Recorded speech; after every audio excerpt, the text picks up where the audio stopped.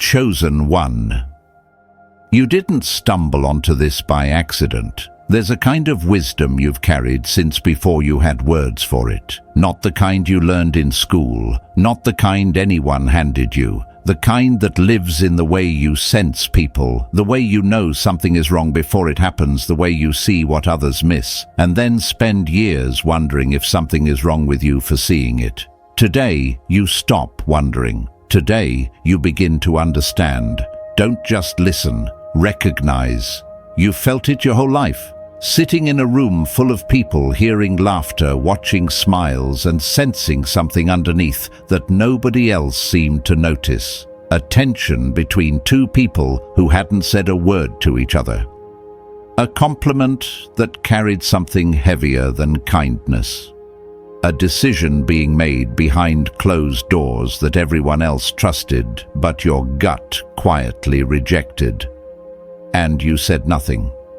Not because you didn't see it, but because every time you tried to name what you saw, the response was the same. You're overthinking, you're too sensitive, you're reading into things, so you learned to keep it to yourself. You folded your perception into silence, and you carried it alone like a language no one around you could speak. That silence cost you something. It made you question your own mind. You started wondering if maybe they were right. Maybe you were just anxious. Maybe you were the problem. And so you dimmed.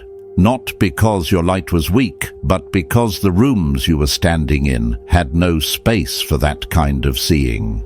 But here's what was actually happening. You weren't malfunctioning. You were operating on a frequency that most people around you simply couldn't access. Think of it like a radio receiver. Most people are tuned to one station, the surface, what's said, what's shown, what's easy to accept. But your receiver picks up signals beneath that, the motive behind the gesture, the fear inside the confidence, the fracture hiding behind the performance. That's not a flaw, that's a signal, and it's been active your entire life. You remember a specific moment, even if you've never told anyone about it. Maybe it was a family dinner where everyone laughed and you felt the weight of something unsaid pressing against the walls. Maybe it was a friendship where the words were warm, but the energy always left you drained. Maybe it was a work meeting where a decision was celebrated and you were the only one who saw the cracks in it. Cracks that showed up 3 months later, exactly the way you sensed they would. And when it unfolded, nobody remembered that you already knew. Nobody turned to you and said, you were right. Because the world doesn't reward early seeing. It rewards loud reacting. And you were never the loud one. But being quiet didn't mean being empty. It meant you were processing at a depth that most people don't even know exists. You weren't slow, you were thorough, you weren't lost in thought. You were 3 layers beneath the surface, reading what was actually there while everyone else was still decorating the top. God didn't wire you this way by accident. This kind of perception, the kind that reads energy before words arrive, the kind that senses a storm before the sky even changes, it wasn't given to you as punishment. It was architecture, intentional design. The same way a foundation is laid long before a building rises, your ability to see deeply was placed in you as preparation for something you haven't fully stepped into yet. And that's the part that changes everything. You've spent years thinking your sensitivity was a burden, that your depth made you incompatible with the world. But what if the opposite is true? What if the discomfort you felt wasn't because you were broken, but because you were being prepared? What if every moment of isolation, every dismissed intuition, every time you were told you feel too much, was the architect reinforcing the structure before the weight arrives? You weren't too much, you were early. That's the signal, not a sign that something is wrong with you. A sign that something is awakening in you, something that required years of quiet formation before it could be trusted with what's coming. The pain of being misunderstood wasn't random. The loneliness of seeing clearly in rooms full of people who couldn't, that wasn't wasted. It was training, deep, invisible, unrecognized training. And it brought you here, not to a place of answers, but to a place of recognition. The moment you stop asking, why am I like this, and start asking, what was this preparing me for, that's when the signal becomes a compass. That's when perception stops being a wound and starts becoming a tool. So breathe. You've waited a long time to hear this, and this is only the beginning, because the first step isn't learning something new. It's looking at everything you've already lived through under a completely different light. You've told yourself a story for a long time. Maybe not out loud, but somewhere deep in the background of your mind, it's been running on repeat, the story of what happened to you. The betrayal that came from someone you trusted completely. The years of being overlooked, dismissed, reduced to someone smaller than you actually were. The relationships where you gave everything and received silence in return. And every chapter of that story ends the same way with you as the one who was wronged. That story is real. The pain was real. But here's the turn you haven't made yet. As long as that story keeps you looking backward, it becomes a prison built from true events. The facts are accurate. The framing is the trap. There's a difference between someone who survives a collapsed building and someone who studies why it fell. The first walks away with trauma. The second walks away with architecture. Both went through the same destruction. But one of them extracted something the rubble was never supposed to give understanding. That's the shift waiting for you right now. Not to deny what happened, not to spiritualize your pain into something pretty, but to look at every experience that tried to break you and ask a different question. Not why did this happen to me, because that question has no exit. But what did this train me to see that I couldn't have learned any other way? That question has a door. And behind that door is the version of you that stops being defined by damage and starts being designed by it. Think about what betrayal actually gave you, not the pain. You already know that part. Think about the precision it installed in your perception. Before you were betrayed, you trusted surfaces. You believed what people presented. After you started reading beneath, you noticed when someone's timing was off, when their kindness had conditions attached, when their words said one thing, but their patterns said another. That's not paranoia. That's an upgrade in perception that most people never receive because they never went through what forced it into existence. The wound didn't just heal, it recalibrated your entire system for reading human behavior. Every failed relationship taught you where foundations crack under pressure. Every moment of being underestimated taught you how to move without drawing attention.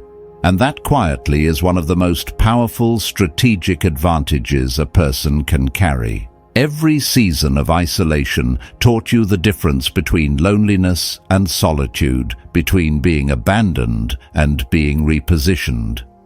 God doesn't waste architecture. That's the part most people miss when they look at their past. They see wreckage. Heaven sees raw materials. Every experience you survived wasn't just something you got through, it was something being built into you. The patience you developed from years of waiting without recognition. That's structural.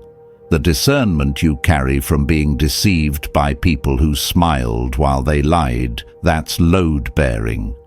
The emotional steadiness you built from navigating chaos that would have shattered someone who hadn't been quietly reinforced from the inside. That's the kind of engineering no classroom teaches and no shortcut produces. You weren't just surviving those years. You were being constructed silently, painfully, precisely by an architect who doesn't explain the blueprint while the foundation is still being poured. So here's what changes now. You stop asking why me, and you start asking what did this equip me with that others don't have.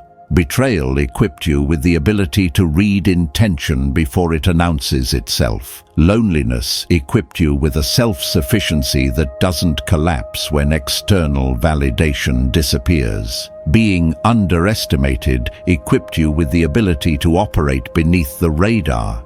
And there is no greater advantage than being powerful in a room that doesn't yet know it. These aren't accidents. These are installations, deliberate placements inside your character that only pain could have anchored deep enough to be permanent. The victim tells the story of what was done to them. The architect asks, what can be built from here?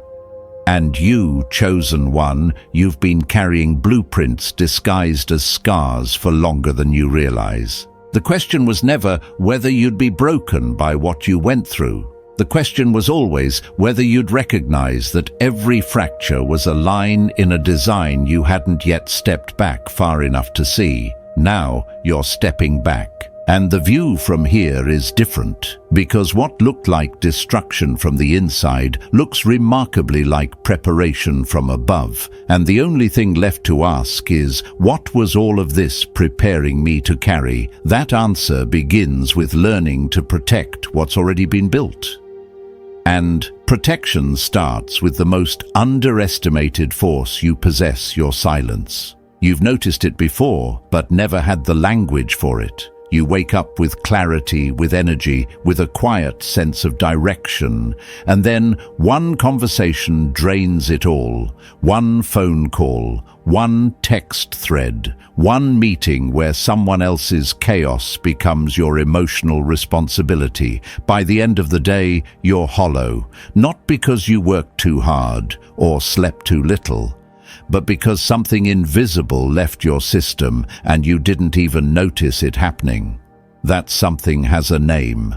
It's your cognitive energy, the deepest, most refined fuel you carry. And for most of your life, you've been leaking it into rooms, relationships, and reactions that gave nothing back. Every time you explained yourself to someone who never intended to understand, you leaked. Every time you engaged in an argument that was never about truth, but about control, you leaked. Every time you absorbed someone else's emotional storm because you could feel it pressing against you and couldn't help but carry it, you leaked. And the exhaustion you felt for years isn't physical, it's perceptual. Your system for seeing deeply, reading energy processing layers that others don't even register, that system runs on a finite resource. And you've been spending it on people and situations that were never worthy of what it costs you to engage. The tiredness you carry isn't because you do too much, it's because you give where nothing returns. The world taught you that silence means weakness. That if you don't respond, you agree. That if you don't explain, you lose. But there's a kind of silence that operates on an entirely different frequency. Not the silence of someone who has nothing to say, but the silence of someone who sees so clearly that responding would only cost them what the moment doesn't deserve. This is strategic silence. It's the conscious choice to not react, not defend, not engage, not because you're afraid, but because you've calculated the cost and the return doesn't justify the withdrawal. Think about the last time you were pulled into a debate where both sides were missing something obvious to you. Before you would have spoken up, been misunderstood, spent the next 2 hours replaying it in your mind. Now consider the alternative. You observe, you note, you release. Not because the truth doesn't matter, but because your energy matters more than winning an exchange that everyone will forget by tomorrow. There's a practice here that turns this from concept into daily architecture. Before you react, before you explain, defend, correct, or absorb, run what's in front of you through 3 internal filters. First, does this person actually want to understand, or are they just looking for a reaction? Second, if I speak, what will genuinely change as a result? Third, is the energy I'm about to spend worth what I'll receive in return? If any of those answers is no, then silence isn't avoidance. Silence is the most intelligent response available to you, not the silence of someone who doesn't know. The silence of someone who knows exactly what their energy is worth and refuses to pour it into a vessel with no bottom. Something shifts when you begin practicing this. It's subtle at first, almost imperceptible. But over days and weeks, you start to notice your thoughts become sharper. Your intuition returns to a level you forgot you had access to. Your decisions carry more weight because they're no longer clouded by the residue of conversations that drained you. This isn't metaphor. When cognitive energy stops leaking outward, it circulates inward. It feeds the very systems that make you who you are. Your perception, your discernment, your ability to see what's actually happening beneath what's being presented. You become more of yourself, not by adding anything, but by stopping the hemorrhage of what was already yours. Heaven modeled this before you ever had to learn it. There are seasons recorded in Scripture where God went silent, not absent, not indifferent, but deliberately quiet. And those silences weren't punishment, they were preparation. The silence between the promise and the delivery was never empty. It was structural. It was the space where readiness was being built, where character was being reinforced, where the recipient was being shaped into someone who could actually carry what was coming without collapsing under its weight. Your silence operates the same way. It's not retreat. It's consolidation. It's the gathering of everything that's been scattered so it can be aimed with precision instead of wasted on reflex. And once that energy returns, once you feel the difference between a day spent leaking and a day spent whole, the next question rises naturally. It's no longer about what to hold back. It's about who gets access to what you carry. That's where boundaries begin, not with walls. With doors that only open from the inside. The doors you build against the outside world mean nothing if your own mind keeps breaking in. Most people, when they hear the word boundaries, immediately think of other people saying no to toxic friends, walking away from draining conversations, cutting off the ones who take too much. And yes, that matters. But the first boundary, the one that determines whether every other boundary holds or falls, isn't between you and someone else. It's between you and the thoughts you've been allowing to occupy space inside your own head, rent-free. You've been so focused on protecting yourself from external intrusion that you haven't noticed the invasion happening from within. There's a specific trap that people with deep perception fall into, and if you're honest with yourself, you'll recognize it immediately. It's the overthinking loop, the cycle, where your mind replays a conversation from 3 days ago, analyzing every sentence, every pause, every shift in tone, constructing scenarios about what the other person really meant, and what they might do next, and how you should have responded differently. On the surface, it feels productive. It feels like intelligence working. But it's not. It's your intelligence being hijacked by anxiety wearing the disguise of analysis. Real perception observes and files. The overthinking loop observes, files, retrieves, reconstructs projects, and then runs the simulation again from the beginning, burning through your cognitive fuel without producing anything you can actually use. The boundary you need most isn't against the people who drain you. It's against the mental pattern that drains you while pretending to protect you. Here's the distinction that changes everything once you see it clearly. There is a razor-thin line between perception and anxiety, and most deep thinkers have been living on the wrong side of it for years without realizing. Perception says, something feels off here, I'm going to note it and stay aware. That's clean, that's efficient, that's your gift, operating the way it was designed to. Anxiety takes that same signal and adds weight to it. I need to figure this out right now. I need to fix this. If I don't solve it, something terrible will happen, and it will be my fault for seeing it and not acting. Perception is a signal. Anxiety is what happens when you turn every signal into a personal responsibility for outcomes you were never meant to control. One is a gift from the architect. The other is a distortion you built on top of it because no one ever taught you the difference. Picture this in practical terms. You meet a friend and you sense they're carrying something they're not saying. Perception registers that, cleanly notes it stays present, remains available if they choose to open up. Anxiety sprints ahead. Maybe I should ask. Maybe I should push. What if they're in trouble? What if I don't act? And something happens. And before the conversation even ends, you've already spent more energy on a scenario that may never unfold than you did on anything that actually exists in front of you.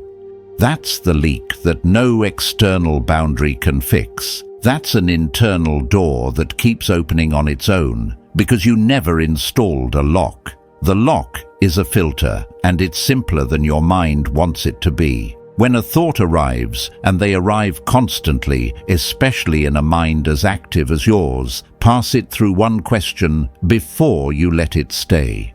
Does this thought build something, or does it only replay something? If it pulls you backward into a conversation that already ended a relationship, that already showed you who it was, a fear about something that hasn't happened and may never happen, then it's not perception. It's noise, dressed in the language of intelligence. And intelligent noise is the most dangerous kind because it sounds so reasonable that you believe it deserves your attention. But reasonable is not the same as useful. A thought can be perfectly logical and still be a complete waste of your energy. The boundary inside your mind is learning to tell the difference not between smart and stupid thoughts, but between thoughts that serve your construction and thoughts that only consume your fuel. When you begin filtering from the inside, something remarkable happens on the outside. The world doesn't change, but your experience of it sharpens dramatically.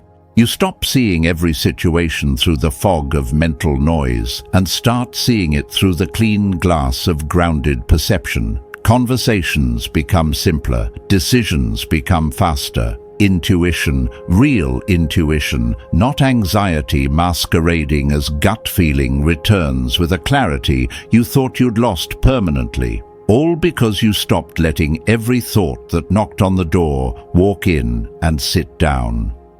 Chosen one.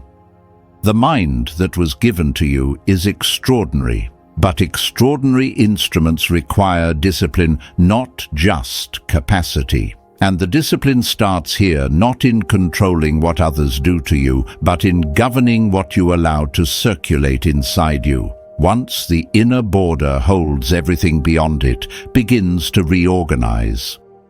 Starting with the thing that leaks your energy more than almost anything else, the words you speak. Every word you say is a window you open into your inner world. Most people don't think about it that way. They speak to fill space, to connect, to be heard. But you are not most people. You carry layers that others don't. Perception, insight, emotional architecture that took years of silent construction to build. And every time you speak without intention, you're handing someone a view into rooms they may not have earned the right to see. Not because your thoughts aren't valuable, but because not everyone who receives information knows how to honor it. Some people collect what you share and use it to understand you. Others collect it and use it to position themselves against you. And you've learned that difference the hard way, not through theory, but through the specific sting of watching someone weaponize something you gave them in trust. There's a pattern that people with deep perception fall into more than almost anyone else, and it operates so quietly that you might not even recognize it as a problem. It's over-explaining. Because you see in layers, because your mind processes meaning at depths that most people never reach, you naturally want others to see what you see. So you explain, you unpack, you offer context, nuance, dimension. You open one layer, and then another, hoping that if you just give enough, they'll finally understand what you've been carrying. But here's what usually happens instead. They take one fragment, the one that's useful to them, and discard the rest. Or worse, they walk away overwhelmed and reduce everything you said to a label. Too intense, too complicated, too much. And you're left drained, misunderstood, and wondering why you bother speaking at all. The problem was never the depth of what you carry. The problem was offering the full blueprint to someone who only needed directions to the front door.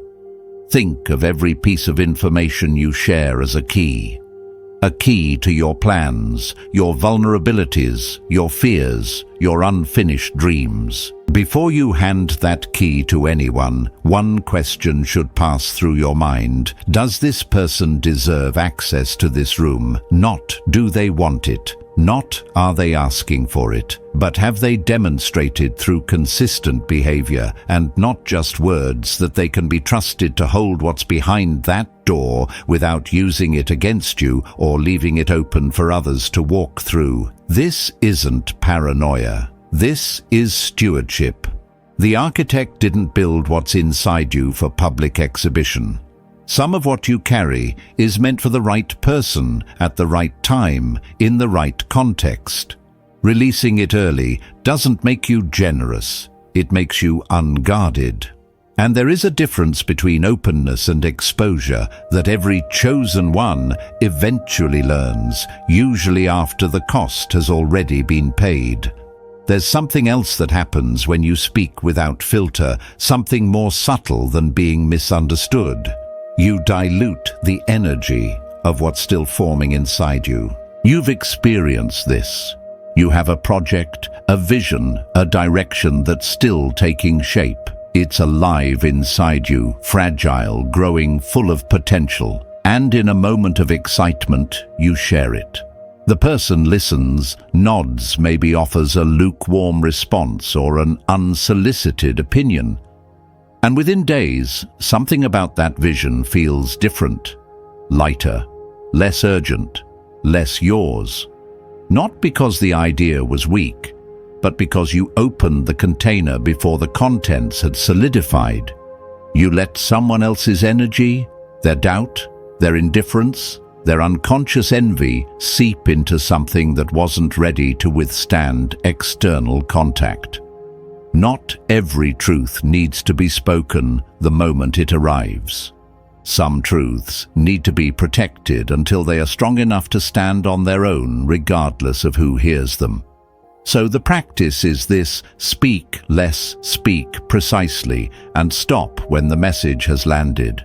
Say what you mean without softening it to make others comfortable. Don't circle the point, arrive at it. And once it's been delivered, resist the pull to keep explaining. If the person needs to understand, they will ask. If they don't ask, that silence is its own answer, and it's not your job to fill it. When you begin practicing this, something shifts in how the world receives you. Your words start carrying weight, not because they're louder, but because they're rare. People begin leaning in when you speak, not because you demand attention, but because your restraint has created a gravity that volume never could. Silence. Anointed One was never the absence of power, it was the compression of it, and the less you release carelessly, the more force your words carry when they finally leave your lips. Once your mind is filtered and your words are governed, only one layer of boundary remains, the one that faces outward. Who gets to stand near you? Who earns proximity to the life you're building? And that boundary isn't built with anger. It's built with clarity about what your presence actually costs. Think of your life as a house with many rooms. There's a front porch open, visible, where anyone passing by can stop and exchange a few words. There's a living room, warmer, more personal, where people you've chosen to let in can sit for a while. There's a study where your plans live, your real thoughts, the strategies you're building in private. And then there's a room at the center that most people will never see, the room where your deepest wounds are still healing, where your unfinished vision is still forming, where the most sacred parts of your identity exist in raw, unpolished form. That room is not for visitors. That room is between you and the one who designed it. And yet for most of your life, you've been leaving every door in that house wide open, not because you were careless, but because your compassion made you believe that access was the same thing as love. It's one of the most painful patterns a chosen one carries, the belief that if you just give enough, people will give back. If you just let them in far enough, they'll treat what they find with the same reverence you would. But that's not how it works. Most people don't enter your space with the intention to honor it. Some come because they need something and you're the easiest source. Some come because your depth makes them feel understood in a way no one else provides. But they have no interest in offering that same depth in return. And some come simply because the door was open and walking through it cost them nothing. The problem was never your generosity. The problem was that you gave access before requiring evidence that the person standing at the door could be trusted with what's inside. Compassion without discernment isn't kindness. It's self-abandonment dressed in noble language.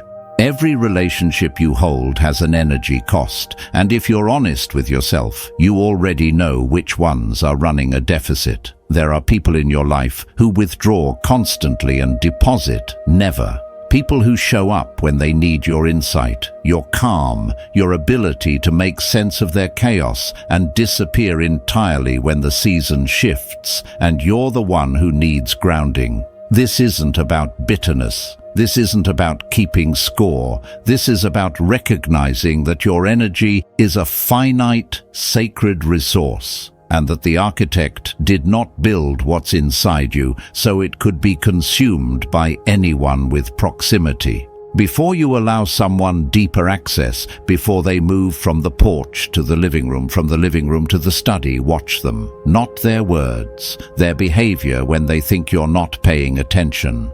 Do they respect your time or treat it as infinitely available? Do they hold what you've shared in confidence, or does it surface in places it was never meant to reach? Do they show up when you're in need, or only when your strength serves their comfort? Here is where it gets uncomfortable, because the hardest people to set boundaries with are not enemies. They're the ones who feel close. Family members who believe shared blood means unlimited access. Old friends who assume history overrides your evolution.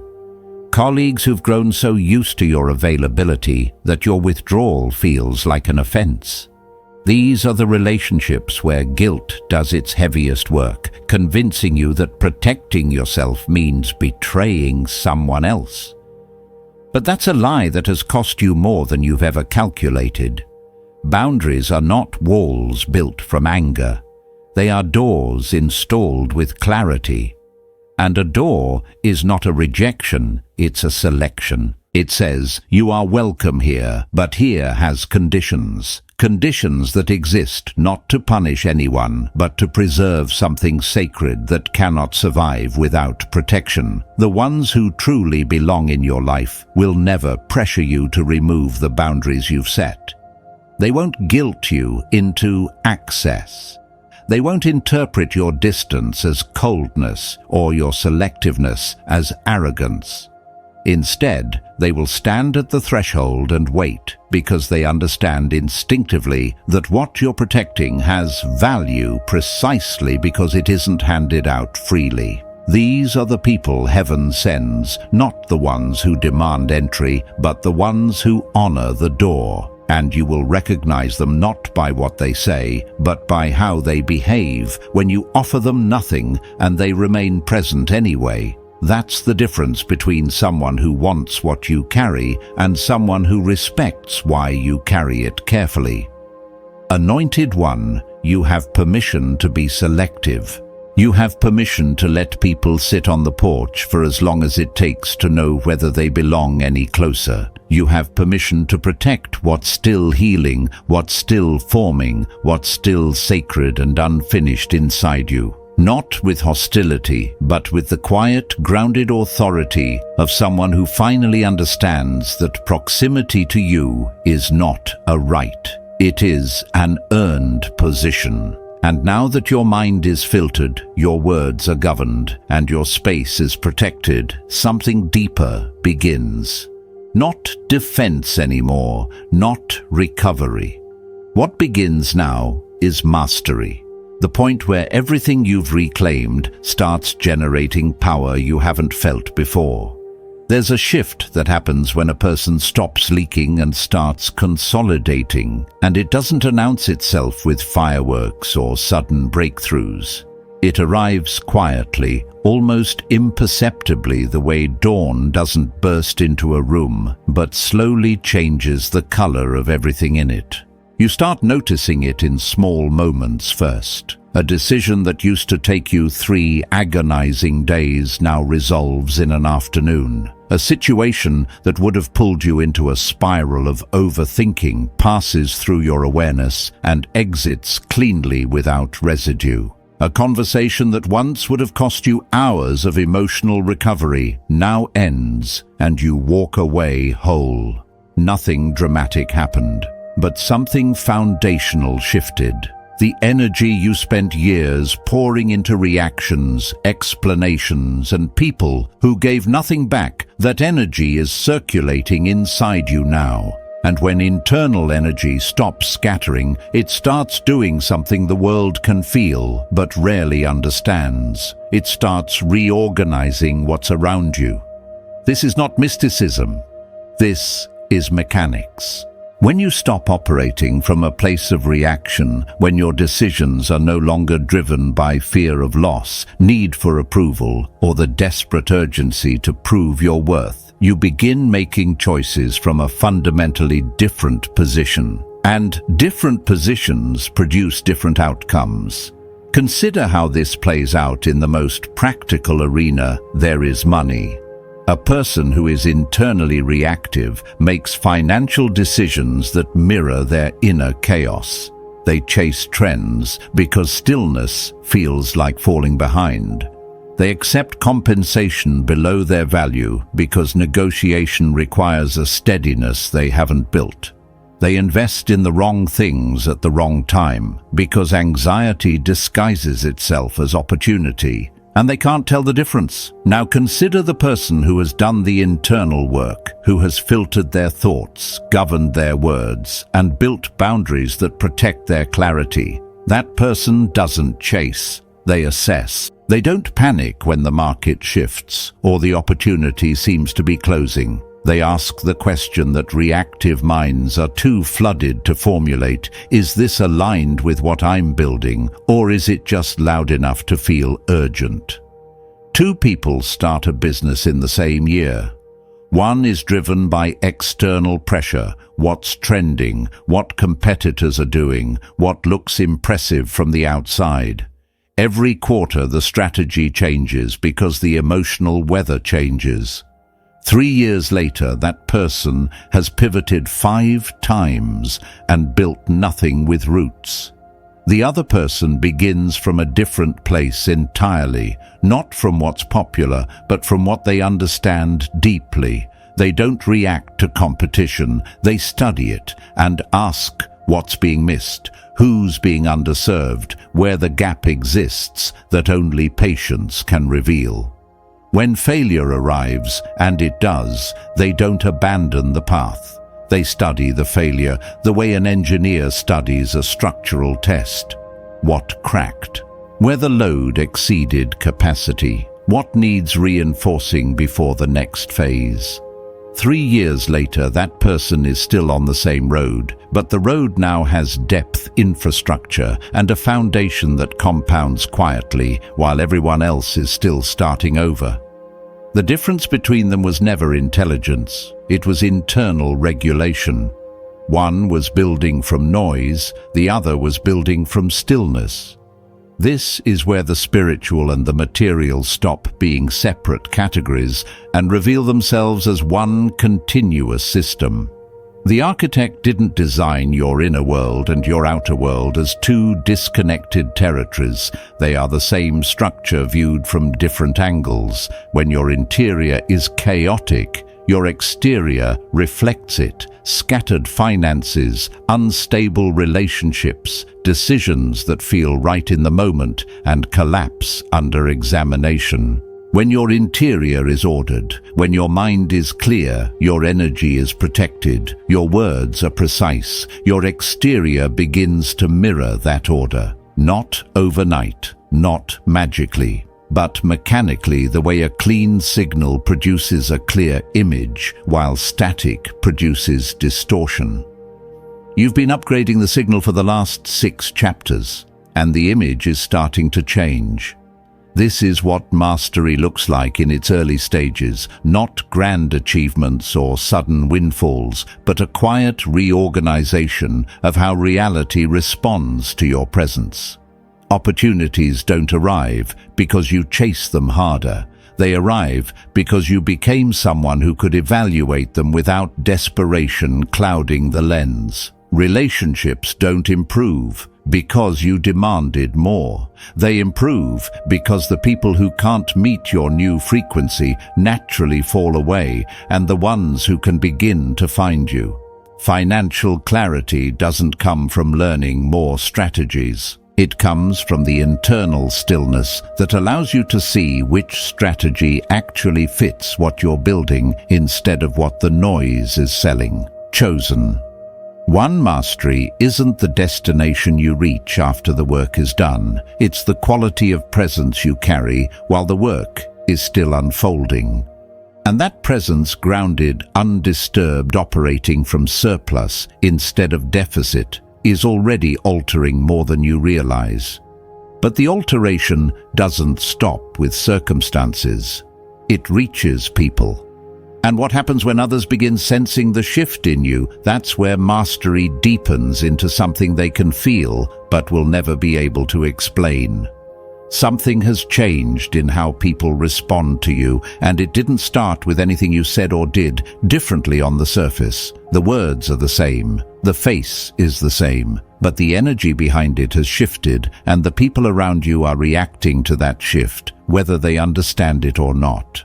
You've noticed it in small, specific ways. Someone who used to speak to you carelessly now pauses before choosing their words. Someone who used to dismiss your input now lingers after you speak, as if weighing something they didn't expect to feel. Someone who once moved through your space with casual entitlement now keeps a respectful distance, not because you confronted them, not because you drew a visible line, but because something in your presence told them the terms have changed without a single syllable being exchanged. This is what happens when internal mastery reaches a certain density. It doesn't need to be declared, it radiates. This isn't about intimidation, and it isn't about power plays. What people are sensing is the absence of something they were used to, your reactivity, your need to be understood, your willingness to absorb their energy without resistance. When those things disappear, it creates a vacuum that others feel instinctively, even if they couldn't articulate it under direct questioning. They don't know why you seem different. They just know that the version of you they were comfortable managing no longer responds the way it used to. And that recalibration, that quiet, invisible restructuring of how you hold space, changes every dynamic you're part of without you having to renegotiate a single one out loud. The shift doesn't argue. It simply exists, and everything around it adjusts. Watch how this translates into rooms where decisions are made and value is exchanged. In a negotiation, whether for a contract, a salary, a partnership, the person who speaks first from anxiety almost always concedes more than they needed to.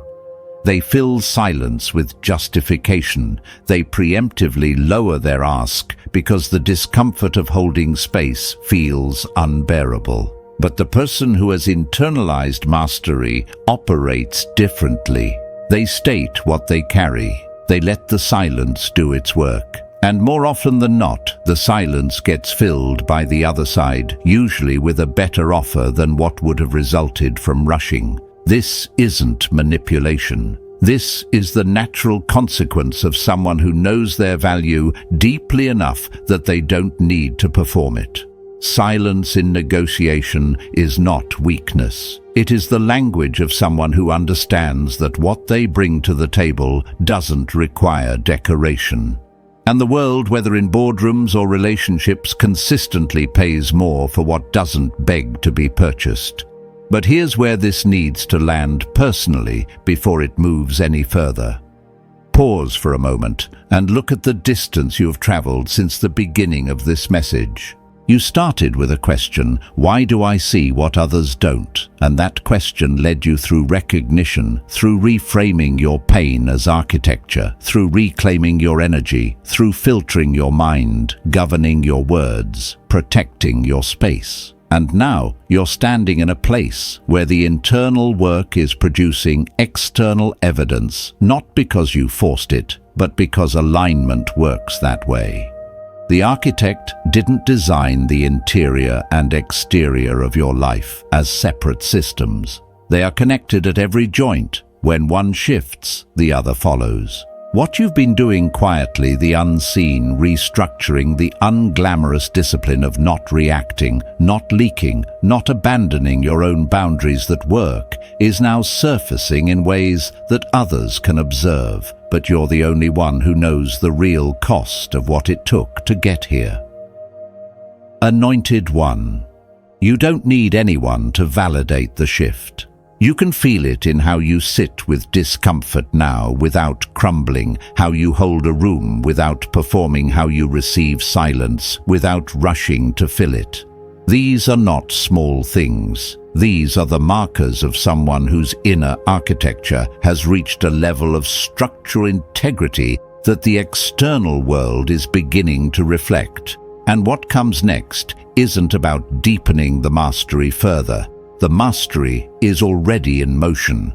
What comes next is about where you place yourself, how you position the life that's now operating from a foundation most people spend decades never building, because wisdom that stays hidden doesn't fulfill its purpose, and what you carry was never meant to serve only you. There comes a point in every chosen one's journey where protection is no longer the primary assignment. You've done the interior work. You've reclaimed your energy, filtered your thoughts, governed your speech, and built boundaries that hold without apology. And all of that was necessary, deeply structurally necessary, because you cannot position something that hasn't been stabilized first. But now the foundation is set. The walls are sound, the interior is ordered, and the question shifts from how do I protect what I carry to where do I place it so it fulfills what it was designed for. This is the transition most people never make. They get so skilled at guarding themselves that guarding becomes their entire identity. But the architect didn't engineer what's inside you for permanent storage. He built it for deployment at the right time, in the right position, through the right channels. And that time is closer than your caution wants to admit. Let's be direct about what positioning actually means, because this is where spiritual language and practical reality must meet without flinching. Positioning is not a metaphor. It is the specific, concrete decision about where your wisdom, your perception, your ability to read rooms and situations with surgical clarity, where all of that gets applied in the world that runs on influence, resources, and authority. You've probably already seen the pattern in your own life. People come to you when they need clarity. Friends call when they're making a major decision. Colleagues quietly seek your read on a situation before committing. Family members bring you their most tangled problems because something in them knows you'll see what they can't. You've been functioning as an unofficial advisor for years, absorbing the weight of other people's complexity, without title, without compensation, without formal recognition. And there's a word for someone whose wisdom is constantly extracted but never officially positioned. That word is undervalued. Not because the wisdom lacks power, but because it was never placed where its power could generate what it deserves. Positioning means moving from the person who gives insight for free to the person whose insight carries formal structural weight. That might look like stepping into leadership you've been avoiding because visibility felt dangerous. It might look like building something of your own, a practice, a platform, a business where the perception you carry becomes the product rather than the unpaid favor. It might look like simply refusing the next request for free emotional labor and redirecting that energy towards something that compounds a project, an investment, a body of work that outlives the conversation it would have been wasted on. This isn't about becoming transactional. This is about becoming honest with yourself about the fact that what you carry has material value and spiritual weight simultaneously, and pretending it doesn't, giving it away endlessly while your own life stays under-resourced, isn't humility. It's misalignment.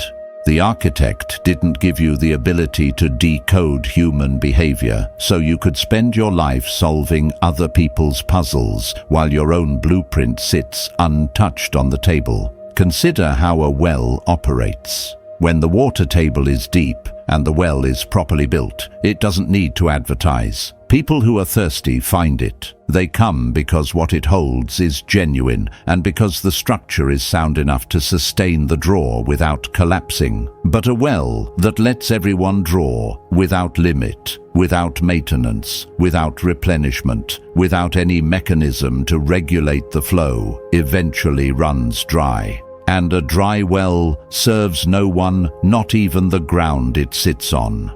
You've been the unregulated well for too long. Positioning means installing the infrastructure that allows your depth to serve without depleting boundaries that protect output channels that direct your wisdom where it generates the most return, and the discipline to let some people be thirsty without making it your emergency. Here's the part that connects this to something larger than strategy. The wisdom you carry wasn't designed to be understood by everyone. That's not arrogance, it's architecture. A surgeon doesn't need the patient to understand the procedure. They need to perform it with precision at the right time on the right problem. Your insight operates the same way. It doesn't need universal comprehension. It needs accurate placement.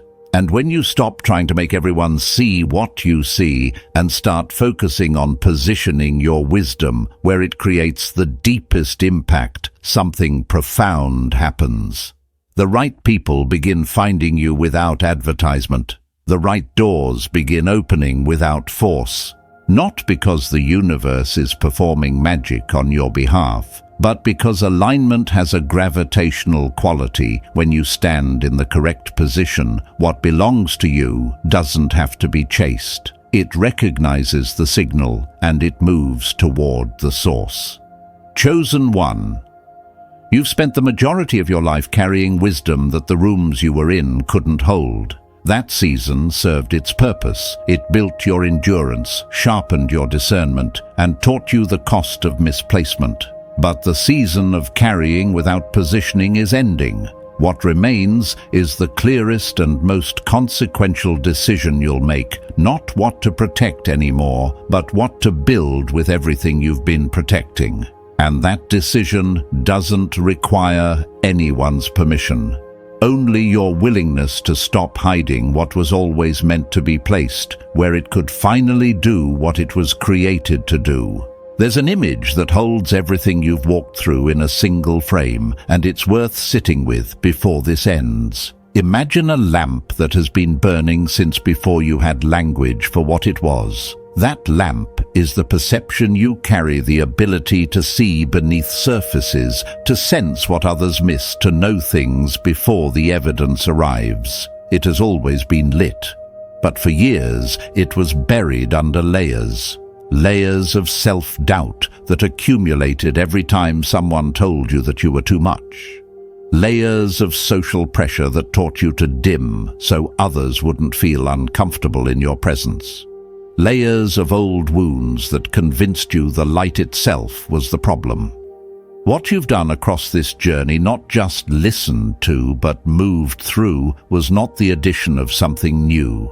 It was the removal of everything that didn't belong on top of what was already there. The signal showed you the lamp existed, not as a flaw, not as a disorder, but as an instrument placed inside you with deliberate precision by a hand that doesn't make architectural errors. The architect chapter showed you that every experience you survived, every betrayal, every season of being overlooked, every relationship that extracted more than it returned, was raw material being shaped into the structure that now holds you steady. The silence taught you to stop hemorrhaging the fuel that keeps the lamp burning. The 3 layers of boundaries taught you to protect the flame first from your own unfiltered thoughts, then from careless words, and finally from people who wanted access without earning proximity.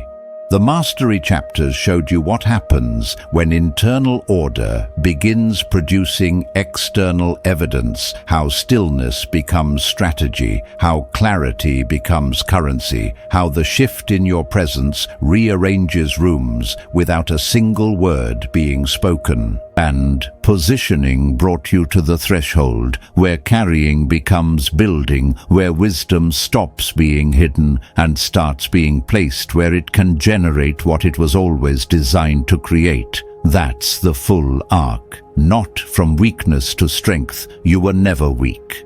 From burial to uncovering. From carrying in silence to carrying with intention.